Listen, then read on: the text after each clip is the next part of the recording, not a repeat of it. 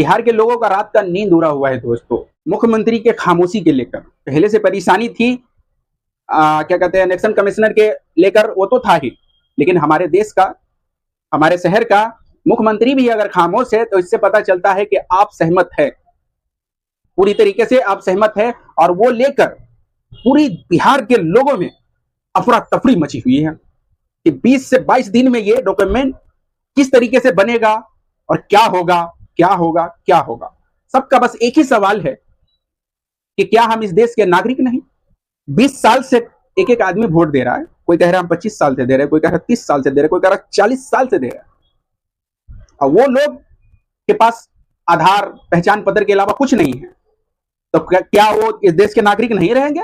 तेजस्वी एक सवाल करते हैं चुनाव आयोग से, बिहार में बिना घूस के कोई डॉक्यूमेंट्स नहीं बनता, ऊपर से पासपोर्ट साइज का फोटो का खर्चा, आने जाने का खर्चा।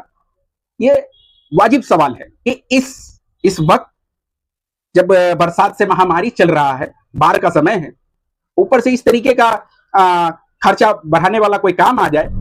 और बिहार में जैसे कि खाने को ऐसे ही लाला रहता है एक एक शख्स को, ऐसे में चुनाव आयोग जो है इस तरीके का फैसला क्या किसी दबाव में लिया है, ये क्या वजह है। इसी संदर्भ में पप्पू यादव बात करते हैं कि इलेक्शन कमीशन को बीजेपी का दफ्तर हो जाना चाहिए, बना लेना चाहिए, हो जाना चाहिए, जो भी कहे। आगे वो कहते हैं आर पार की लड़ाई लड़ी जाएगी बिहार के समाज के लिए, बिहार के लिए, इसमें मेरी जान भी चली जाए गम नहीं। वाजिब सवाल है, और विपक्ष भर के भी क्यों नहीं।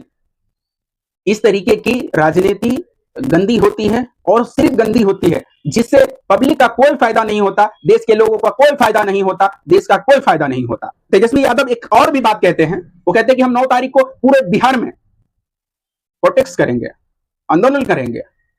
और ये मैं समझता हूं कि कहीं ना कहीं वाजिब भी है, और हम खुद ही एक बिहार के लोग हैं, तो हम ये बात को समझते हैं कि इस पीड़ा से अभी गुजर रहा है, लोगों के रातों की नींद उड़ गई है दोस्तों। मैं सही बता रहा हूं आपको, क्योंकि मैं ग्राउंड रिपोर्टिंग से बता सकता हूं, क्योंकि मेरा गांव है बिहार में, तो मैं अच्छी तरीके से जानता हूं और समझता भी हूं अपने लोगों को, अपने गांव के लोगों को, कि एक एक आदमी के पास तो घर तक नहीं है, फिर उसका क्या होगा। ये सरकार एक दफा भी नहीं सोचती और जो मन मानी कर देती है। इस तरीके से नहीं चलता है। चुनाव आयोग को भी सोचनी चाहिए कि एक शख्स के लिए आप पूरे बिहार के 8 करोड़ लोग को लाइन में लगा देंगे। देखिए, जो भी है आपका प्रक्रिया आप कीजिए, लेकिन किसी पब्लिक को संकट में डाल के नहीं कर सकते। आप ये काम भी करवा सकते हैं, लेकिन एक समय देने के बाद आपने कोई ऐसी समय दी नहीं है। 20 से 25 दिन का समय नहीं होता है 8 करोड़ लोगों के लिए, 20 से 25 दिन। अरे भैया, ये गुड्डी गुड़िया का खेल है क्या? क्या समझ के रखे हैं आप? कोई कहां रहता है, कोई कहां रहता है, पूरी दुनिया के कोने कोने में है बिहार का लोग, वो कैसे पहुंचेगा 20 दिन में? आप ये बात सोचे, ये आपके कैलकुलेशन का हिस्सा नहीं था। लेकिन अब लोग सवाल उठा रहे हैं, अब इसका जवाब दीजिए। और मुख्यमंत्री नीतीश जी, आप इस तरीके का अगर खामोश रहिएगा इस तरीके से, तो याद रखिए इस बार आपको इस इलेक्शन में भगा दिया जाएगा। आपका कोई वैल्यू नहीं देगा पब्लिक।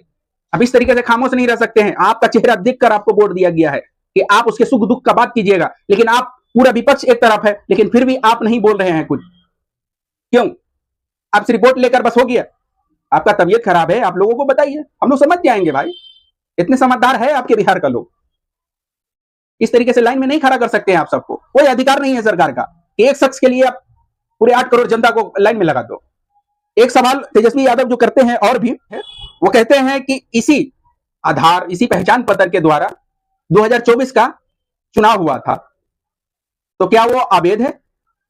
और वो अगर अवैध नहीं है तो 2025 में अब किस बुनियाद पर यह फैसला लिए हैं?